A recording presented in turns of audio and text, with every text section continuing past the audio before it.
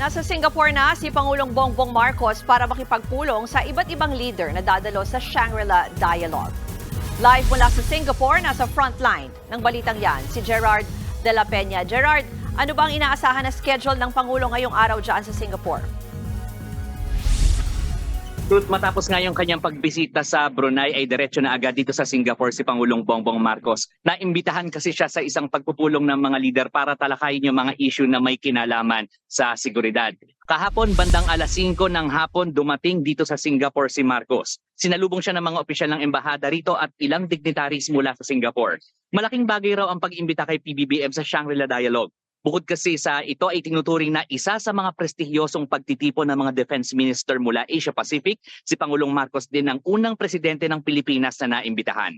Sa event, magbibigay ng keynote address ang Pangulo na siyang magtatalaga ng direksyon kung paano ang magiging diskusyon sa mga tatalakayang issue. Marami na rin daw posibleng pag-usapan kaugnay sa mga patakaran sa seguridad gaya ng artificial intelligence at climate change. Bukas naman nakatakdang magkaroon ng bilateral meeting si PBBM kasama ang bagong Prime Minister ng Singapore na si Lawrence Wong. Makakausap din ni PBBM ang Prime Minister ng Lithuania. Samantala nakatakda naman makipulong si Defense Secretary Gilbert Chodoro at Foreign Affairs Secretary Enrique Manalo sa kanilang mga counterpart dito. Ruth, puro private meetings muna ngayong araw si Pangulong Bongbong Marcos at bukas yung kanyang speaking engagement sa IIS Shangri-La Dialogue. Ruth. Maraming salamat, Gerard de la Peña. Mga kapatid, ako po si Ruth Cabal.